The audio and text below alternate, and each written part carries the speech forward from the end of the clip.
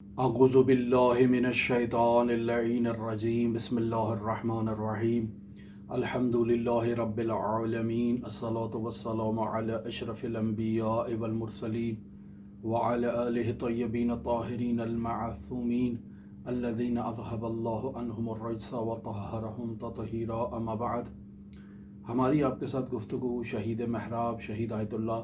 दस्तगीब शिराज़ी रहमतुल्लाह अलैह की जानिब से मुस्तनद नकल शुदा हैरत अंगेज़ वाक़यात के मौजू पर जारी थी।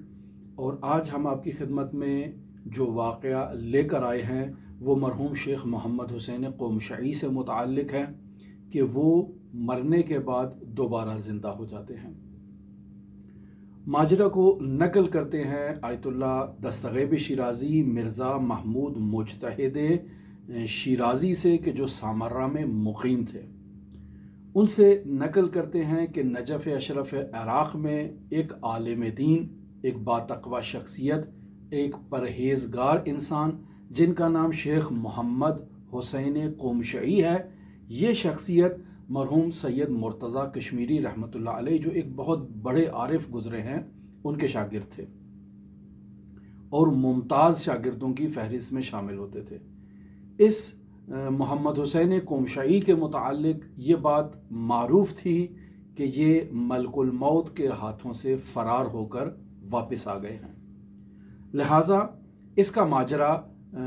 और वाक़या आयतुल्लाह दस्तगीब शिराज़ी नकल करते हैं आगा महमूद मुजतहिद शिराज़ी से। माजरा कुछ इस तरह से है, जो वाक़या शोहरत याफ्ता हुआ कि 18 साल की जब आगाए क़ुमशई की उम्र थी तो उस वक़्त वो अपने आबाई इलाके क़ुमशे में ज़िंदगी बसर किया करते थे। और 18 साल की उम्र में वो एक बीमारी में मुब्तला हो जाते हैं और उस बीमारी में आहिस्ता आहिस्ता इजाफ़ा होना शुरू हो जाता है। इन्हें एक ऐसे कमरे में रखा जाता है कि उस दौर में अंगूर का मौसम था। जितने अंगूर बागात से उतरते थे वो लाकर उसी कमरे में जहां इस नौजवान मोहम्मद हुसैन क़ुमशई को रखा हुआ था उसी कमरे में स्टोर कर दिए जाते हैं।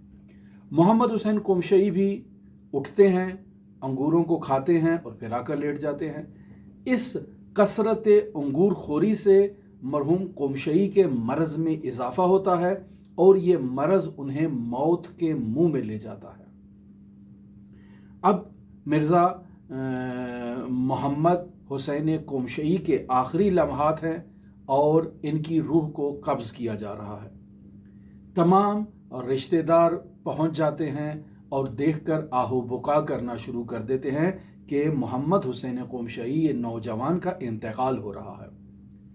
अब ऐसे में मोहम्मद हुसैन क़ुमशई की वालिदा वहाँ पर आती हैं और तमाम हुज़्ज़ार से कहती हैं कि किसी को हक़ हासिल नहीं कि वो मेरे बेटे को हाथ लगाए, तुम सब सब्र करो, मैं अभी आती हूँ। और ये कहकर वो बाहर चली जाती हैं, अपने कमरे में जाती हैं और वहाँ से कुरान मजीद को उठाती हैं और घर की छत पर चली जाती हैं और खुदावंद मुताल से तवस्सुल करती हैं कि इस कुरान के सदक़े और हज़रत अबा अब्दुल्लाह हुसैन अलैहि आलाफ़ु तहियत व सना के सदक़े मेरे जवान बेटे की शफ़ाअत फरमा और मुझे वो बेटा जो है वो वापस कर दे। यानी इस कुरान की शफ़ाअत से और हज़रत इमाम की शफ़ाअत के बदौलत मुझे मेरा बेटा वापस चाहिए। और ये तवस्सुल कर रही हैं खुदावंद मुताल से कि मैं उस वक़्त तक इस छत पर तवस्सुल करती रहूँगी जब तक ए मेरे परवरदिगार तू कुरान व इतरत के सदक़े और अबा अब्दुल्ला के सदक़े मेरा बेटा मुझे वापस नहीं लौटा देता। कुछ ही लम्हात गुज़रते हैं कि मोहम्मद हुसैन क़ुमशई के बदन में दोबारा जान वापस आ जाती है और वो उठ के बैठ जाते हैं। अपने अतराफ़ में मौजूद अफराद को रोता देखकर कहते हैं कि मेरी माँ कहाँ है, जाओ मेरी माँ को बुला कर लाओ और उसे ये पैगाम दे दो कि इमाम हुसैन अलैहिस्सलातु वस्सलाम को अल्लाह ने मुझे बख्श दिया है। लिहाजा माँ को इतला दी जाती है कि तुम्हारा बेटा जिंदा हो गया है, वापस आ जाओ। माँ वापस आती है। अब मोहम्मद हुसैन क़ुमशई माजरा को नकल कर रहे हैं। फरमाते हैं कि मेरी मौत का वक्त आन पहुंचा था, मेरे तमाम बदन में शदीद दर्द थी। मैं मुशाहिदा करता हूं कि दो नूरानी शख्सियात सफ़ेद पोश मेरे पास आती हैं اور آ کر مجھے کہتی ہیں کہ تمہیں کیا تکلیف ہے، کس بات کا تمہیں خوف ہے؟ تو میں ان دونوں شخصیات سے اور ان ہستیوں سے کہتا ہوں کہ میرے مکمل بدن میں شدید درد ہے۔ وہ ہستیاں میرے پاؤں کی طرف سے میرے بدن کو ہاتھ لگانا شروع کرتی ہیں، اور جیسے جیسے ان کا ہاتھ آگے بڑھتا جاتا ہے میرے چہرے کی طرف، میرے بدن سے درد بطور کلی برطرف ہوتا جاتا ہے۔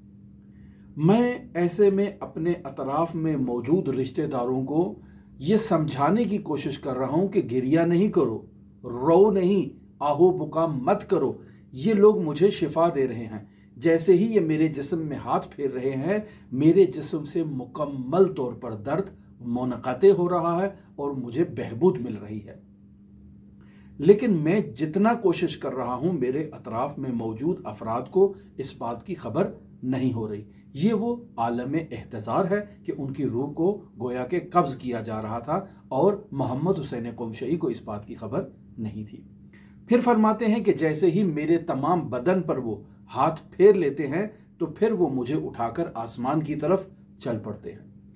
کچھ فاصلہ ابھی طے ہی کرتے ہیں کہ ایک نورانی ہستی آگے سے ظاہر ہوتی ہے اور ان دو سفید پوش ہستیوں سے کہتی ہیں کہ اللہ تعالی نے اس جوان کی عمر میں 30 سال اضافہ کر دیا ہے، لہٰذا اسے واپس لے جایا جائے۔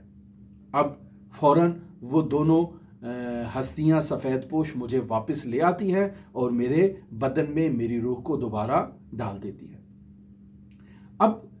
یہ ماجرا نجف اشرف میں مشہور و معروف ہو جاتا ہے کہ محمد حسین قمشئی کو امام حسین اور قرآن کی شفاعت کے نتیجے میں 30 سال کی عمر ملی ہے، اور 30 سال کے بعد محمد حسین قمشئی کا انتقال ہو جانا ہے۔ لہٰذا تمام لوگ اس 30 سال کے مکمل ہونے کا انتظار کرتے ہیں کہ جب محمد حسین قمشئی کی عمر 48 سال ہوگی تو ان کا انتقال ہو جائے گا۔ اور عین اسی طرح سے ہوتا ہے کہ جیسے ہی وہ 30 سال مکمل ہوتے ہیں، محمد حسین قمشئی کی روح جو ہے وہ پرواز کر جاتی ہے اور ان کا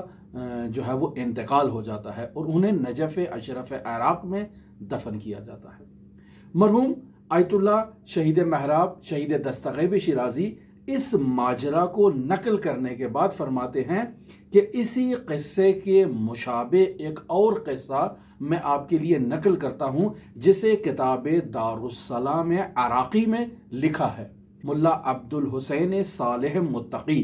یہ کربلا میں امام حسین علیہ آلاف و تحیت و ثنا کے جوار میں مقیم ہوتے ہیں۔ ان کے بیٹے ملا عبد الحسین گھر کی چھت پہ کھیلنے کے لیے جاتے ہیں کہ وہاں سے یہ پھسلتے ہیں، نیچے گرتے ہیں اور ان کا انتقال ہو جاتا ہے۔ ملا صالح عبد الحسین متقی فوراً حضرت امام حسین علیہ آلاف و تحیت و ثنا کے حرم مطہر میں تشریف لے جاتے ہیں اور حضرت امام حسین سے توسل کرتے ہیں اور مولا سے کہتے ہیں کہ جب تک آپ میرے بیٹے کو مجھے واپس نہیں کریں گے، میں اس حرم سے باہر نکلنے والا نہیں ہوں۔ لوگ انتظار کر رہے ہیں کہ ملا کے فرزند کا جسد اس زمین پر پڑا ہے، کوئی غسل دینے والا نہیں ہے اور کوئی کفن دینے والا نہیں ہے۔ جب مایوس ہو جاتے ہیں تو اس بچے کو جنازے کو اٹھاتے ہیں اور غسال خانے میں منتقل کر دیا جاتا ہے۔ بچے کے جسم کو غسل دینے کے لیے اس سے جیسے ہی کپڑے اتارے جاتے ہیں تو یہ بچہ فوراً اٹھ کے بیٹھ جاتا ہے اور فوراً اٹھتے ہی دوبارہ لباس پہنتا ہے، اپنے چپل پہنتا ہے اور بھاگا جاتا ہے حضرت امام حسین عالی مقام علیہ آلاف و تحیت و ثنا کے نورانی حرم مطہر کی جانب، اور وہاں سے اپنے والد کو اپنے ساتھ لے کر آتا ہے اور انہیں کہتا ہے کہ حضرت ابا عبداللہ الحسین علیہ آلاف و تحیت و ثنا نے آپ کے توسل کے نتیجے میں مجھے دوبارہ زندگی عطا کی ہے۔ مرحوم شہید دستغیب شیرازی اس ماجرا کو بھی نقل کرنے کے بعد ان دونوں ماجراؤں سے اور واقعات سے یہ نتیجہ ہمارے سامنے بیان کرتے ہیں کہ حضرات ائمہ معصومین علیہ الصلوۃ والسلام کے اعجاز سے مردوں کا زندہ ہونا اور دوبارہ اس زندگی میں واپس آنا، اس کے بے شمار واقعات جو ہیں وہ نقل ہوئے ہیں، اور آپ ان واقعات کو مطالعہ کرنے کے لیے مختلف کتابوں کی طرف رجوع کر سکتے ہیں۔ من جملہ کتاب مدینۃ المعاجز ہے کہ جس میں حضرات اہل بیت علیہم الصلوۃ والسلام کی جہاں کرامات اور معجزات کو بیان کیا گیا ہے، وہاں ایسے واقعات بھی وہاں پر درج ہیں۔ پھر اس داستان کو بیان کرنے کے بعد قبل اس کے کہ میں نتیجہ آپ کی خدمت میں پیش کروں، آپ دیکھیں کہ ہمارے بھی ایک پاکستان میں ایک معروف خطیب نے ایک واقعہ نقل کیا، اسی قسم کا ایک واقعہ، ایک بر صغیر سے تعلق رکھنے والے ایک مؤمن کی والدہ کے توسل کا واقعہ کہ جس سے اس کو دوبارہ امام حسین علیہ الصلوۃ والسلام سے زندگی ملی، لیکن ہمارے معاشرے نے اس واقعے کا مزاح بنا دیا اور اس خطیب کو لڈن جعفری کے نام سے یاد کیا جانے لگا۔ یہ نہایت افسوس کی بات ہے۔ یا ہم حضرات اہل بیت علیہم الصلوۃ والسلام پر اعتقاد نہیں رکھتے، ہمارا رسول خدا صلی اللہ علیہ وآلہ وسلم کی تعلیمات پر اعتقاد نہیں ہے، تو جب ہمارا رسول خدا صلی اللہ علیہ وآلہ وسلم اور ان کے اہل بیت علیہم الصلوۃ والسلام کی نورانی ذات کے اوپر اعتقاد نہیں ہے، ان کی تعلیمات پر اعتقاد نہیں ہے، تو پھر ہم لوگ کیسے مسلمان ہیں؟ ہمیں یہ حکم دیا جاتا ہے کہ ہم اپنی مشکلات میں خداوند متعال کے حضور حضرات اہل بیت علیہم الصلوۃ والسلام کو شفیع قرار دیں اور ان سے توسل کریں۔ یہ جو دعائے توسل ہم پڑھتے ہیں اور ہمارے منابع روائی میں موجود ہے، یہ کس لیے ہے؟ یہ اس بات کی طرف نشاندہی کرتی ہے کہ ہم اپنی زندگی میں موجود ہر قسم کی مشکلات، ہر قسم کے حوادث، ہر قسم کی پریشانیوں میں ان سے نجات کے لیے حضرات اہل بیت علیہم الصلوۃ والسلام سے توسل کریں۔ اب ہم حضرات اہل بیت علیہم الصلوۃ والسلام سے جو شکستہ اور ٹوٹا پھوٹا توسل کرتے ہیں، اس توسل کی بنیادی خامی یہی ہوتی ہے کہ ہم جو توسل کر رہے ہیں اس پر ہمیں اعتقاد نہیں ہے۔ اگر ہمارا راسخ اعتقاد ہو تو ہمیں معلوم ہوگا کہ امام حسین علیہ الصلوۃ والسلام نے میری یہ مشکل کو برطرف کرنا ہے۔ اکثر لوگ ہم سے رابطہ کرتے ہیں، دعاؤں کی التجا کے لیے کہتے ہیں، مشکلات کی برطرف ہونے کے لیے دعاؤں کا کہتے ہیں کہ حضرت امام علی ابن موسیٰ الرضا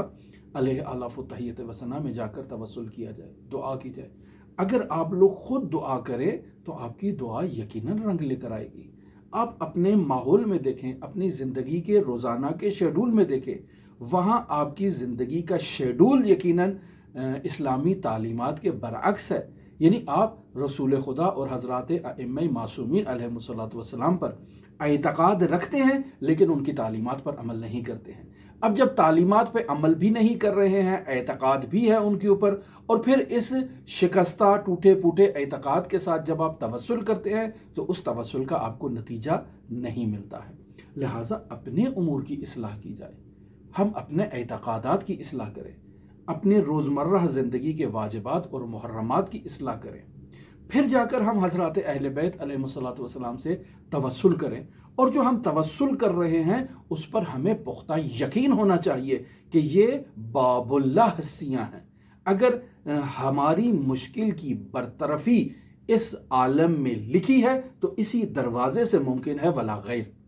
یعنی اگر حضرات اہل بیت علیہم الصلوۃ والسلام کے دروازے سے ہماری مشکل برطرف نہیں ہوگی تو پھر اس کا مطلب یہ ہے کہ یہ خداوند متعال کا قطعی اور حتمی فیصلہ ہے کہ ہم اسی مشکل میں مبتلا رہیں اور اسی مشکل کے ساتھ اس دنیا سے رخصت ہو جائیں۔ لیکن اگر ہماری یہ مشکل برطرف ہونی ہے تو اس کا باب اور دروازہ حضرات اہل بیت علیہم الصلوۃ والسلام ہے، اور بالخصوص حضرت ابا عبداللہ الحسین علیہ الصلوۃ والسلام کہ جنہوں نے اپنا تمام وجود خداوند متعال کی راہ میں قربان کر دیا تاکہ خداوند متعال کی الہی تعلیمات جس کے لیے 1,24,000 انبیاء نے زحمتیں کی، محنتیں کی، مشقتیں کی، تکالیف برداشت کی، قربانیاں دی، ان تمام انبیاء کی محنتوں کو محفوظ کیا حضرت ابا عبداللہ الحسین علیہ الصلوۃ والسلام نے۔ لہٰذا اگر ہم پختہ یقین کے ساتھ خداوند متعال کے حضور حضرت امام حسین علیہ الصلوۃ والسلام کو واسطہ قرار دیتے ہوئے یہی کلمات کہہ دیں کہ السلام علیک یا ابا عبداللہ، السلام علیک یا ابن رسول اللہ، تو یقیناً ہمارے اس پختہ اعتقاد کے نتیجے میں ہمارا ہر قسم کا ہم و غم، ہر قسم کی مشکل، ہر قسم کی پریشانی خود بخود برطرف ہو جائے گی۔ لہٰذا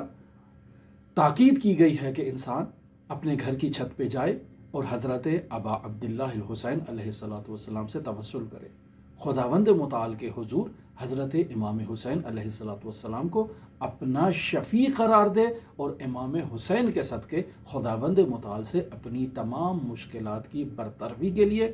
تقاضا کرے اور دعا کرے۔ یقیناً اگر اس کا پختہ اعتقاد ہوگا تو اس کی مشکلات برطرف ہوگی، اور اگر اس کا پختہ اعتقاد نہیں ہے، یعنی غیر مسلم کوئی شخص ہے، تو اسے بھی حضرات اہل بیت علیہ السلام کے در سے شفا ملتی ہے۔ وہ بھی اگر توسل کرے تو اسے بھی یہ باب ایسا کریم دروازہ ہے کہ اس دروازے پر کوئی بھی آئے اسے خالی ہاتھ نہیں لوٹاتے۔ لیکن ہم اپنے گریبان میں جھانکے کہ ہم مسلمان ہیں۔ اشہد ان لا الہ الا اللہ وحدہ لا شریک لہ واشہد ان محمدا عبدہ ورسولہ واشہد ان امیر المؤمنین و امام المتقین علی ولی اللہ کا نعرہ بلند کرتے ہیں اور کلمہ زبان سے جاری کرتے ہیں، لیکن اس کلمے پر اعتقاد نہیں ہے۔ یعنی عملی طور پر نہ خدا کی وحدانیت پر اعتقاد ہے،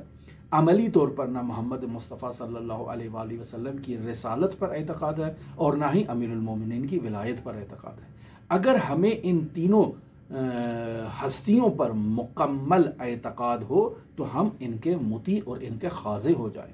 ہم ان کے فرامین پر عمل کریں، ہم قرآن مجید کی تعلیمات پر عمل کریں، ہم رسول خدا صلی اللہ علیہ وآلہ وسلم کی تعلیمات پر عمل کریں، نماز کی باقاعدگی کے ساتھ جو ہے وہ اس کو ادا کریں، ہم طہارت، نجاست ان چیزوں کا خیال رکھیں، حلال اور حرام ان چیزوں کا خیال رکھیں، ہمسایوں کو تکلیف پہنچانا اور ان کو اذیت پہنچانا اس کا خیال رکھیں، چوری چکاری کا خیال رکھیں، غیبت سے اجتناب کریں۔ یہ وہ چیزیں ہیں کہ جسے ہم اپنی عملی زندگی سے ثابت کرتے ہیں کہ ہمارا اعتقاد اس کلمہ توحید پر، اس کلمہ نبوت پر اور کلمہ ولایت پر کس قدر ہے۔ ہم معاشرے میں دیکھتے ہیں بہت سارے لوگ دعوے دار ہیں امام حسین کی محبت کے، اور امام حسین کے ذوالجناح پالتے ہیں، امام حسین کی عزاداریاں کرتے ہیں۔ اس کی مذمت نہیں کی جا سکتی ہے، کوئی پست عقیدہ شخص ہی ان لوگوں کی مذمت کر سکتا ہے، لیکن آپ توجہ کریں کہ ہم جب اپنی وجود کو حضرت امام حسین کے لیے اس قدر وقف کیے ہوئے ہیں کہ سارا دن ہم نے امام حسین کا ذکر کرنا ہے، سارا دن ہم نے یا حسین کرنا ہے، سارا دن ہم نے ان کے ذوالجناح کو اس کی خدمت کرنی ہے، اس کو جو ہے وہ پرورش کرنی ہے، اس کو پروان چڑھانا ہے، اس کا خیال رکھنا ہے، تو کیا ہمارے اپنے وجود میں بھی امام حسین علیہ السلام کا کوئی اثر اور کوئی جھلک ہے؟ آیا یہ جو ہم سب کچھ امور انجام دے رہے ہیں یہ ہماری رسومات تو نہیں ہیں؟ ہم اپنی رسم کے تحت تو یہ کام نہیں کر رہے؟ کیا ہمارے وجود میں امام حسین علیہ السلام کی مودت اور ولایت اس طرح سے جھلک رہی ہے جیسے جھلکنے کا حق ہوتا ہے؟ کیا ہم جو اپنے سینے پر ماتم امام حسین علیہ السلام کرتے ہیں تو کیا اس ماتم کے ساتھ ہم حسین علیہ السلام کی تعلیمات پر بھی توجہ دیتے ہیں؟ یعنی طہارت کے ساتھ ماتم کرتے ہیں یا نہیں؟ بے وضو ہو کر ماتم کر رہے ہیں، ہم نجاست کی عالم میں ماتم کر رہے ہیں، پھر نجاست کی عالم میں ہم جو ہے وہ نماز ادا کر دیتے ہیں۔ یہ چیزیں جب تک ہماری زندگی سے برطرف نہیں ہوں گی، ہم کیسے اپنی زندگی میں مشکلات کی برطرفی کے لیے حضرات اہل بیت علیہ السلام سے توسل کے دعوے دار ہیں؟ یعنی کس منہ سے ہم ان کے سامنے جائیں گے اور جا کر کہیں گے یا مولا مشکل کشا میری مشکل کو برطرف کیجیے؟ تو ہمیں اپنے وجود میں جھانکنا ہے، اپنی اصلاح کرنی ہے اور خود کو امام حسین کے سامنے کھڑے ہونے کے قابل بنانا ہے۔ اب جب ہم قابل ہو جائیں تو گھر کی چھت پر جائیں اور جا کر السلام علیکہ یا ابا عبداللہ کہتے ہوئے امام حسین سے کہیں کہ اے میرے پروردگار، میں اپنے اور آپ کے درمیان حسین ابن علی کو واسطہ قرار دیتا ہوں، حسین ابن علی کے توسط سے میری اس مشکل کو برطرف فرما۔ آپ کی مشکل یقیناً برطرف ہوگی۔ آپ اس کام کے لیے باقاعدہ اپنے گھر میں زیارت عاشورہ کا جو ہے وہ 40 دن کا عمل بھی کر سکتے ہیں، باقاعدہ افراد کو بلا کر آپ ایک ہی مجلس میں 40 مرتبہ زیارت عاشورہ پڑھوا سکتے ہیں۔ مرحوم آیت اللہ بہجت رحمۃ اللہ علیہ رزق کی فراوانی کے لیے سورہ واقعہ کی بہت تلقین کیا کرتے تھے اور فرماتے تھے کہ سورہ واقعہ سے انسان کی مشکلات مالی طور پر جو ہے وہ برطرف ہو جاتی ہے. اور اگر انسان ایک ہی مجلس میں متعدد افراد کو بلا کر اور وہ مخصوص عدد سورہ واقعہ کا اگر کمپلیٹ کرتے تو اسی ایک ہی محفل میں اس کی وہ مشکلیں مادی اور اقتصادی برطرف ہو جاتی ہے. تو کیوں ہم ان چیزوں کی طرف توجہ نہیں کرتے؟ اور اگر توجہ کرتے ہیں تو ہماری زندگی پر اس کا مثبت اثر نہیں ہو رہا تو ہمیں اپنے گریبان میں جھانکنا ہے کہ یقیناً ہمارے اپنے وجود میں کوئی ایسی خامی ہے کہ جس خامی کے تحت ہمارے یہ مسائل برطرف نہیں ہو رہے. ہمیں کسی رمال کے پاس جانے کی ضرورت نہیں ہے، کسی پیر فقیر کے پاس تعویذ دھاگے کے لیے جانے کی ضرورت نہیں ہے. اپنے وجود کی اصلاح کر لیں، کیونکہ امام حسین علیہ الصلوۃ والسلام سے توسل کرنے کے لیے انسان کو اس قابل تو ہونا چاہیے کہ امام حسین کے سامنے کھڑا ہو کر کہے کہ میں باطہارت باتقویٰ پرہیزگار ہو کر آپ کے سامنے آپ کا عزادار آیا ہوں اور کہہ رہا ہوں السلام علیکم یا ابا عبداللہ، میری مشکل کو حل فرمائیے. انشاءاللہ ہماری تمام مشکلات برطرف ہوگی. اگر آپ مزید دلچسپی رکھتے ہوں حیرت انگیز واقعات کو سننے میں تو ہمارے ساتھ رہیے گا. اللہم صلی علی محمد و آل محمد وعجل فرج قائم آل محمد.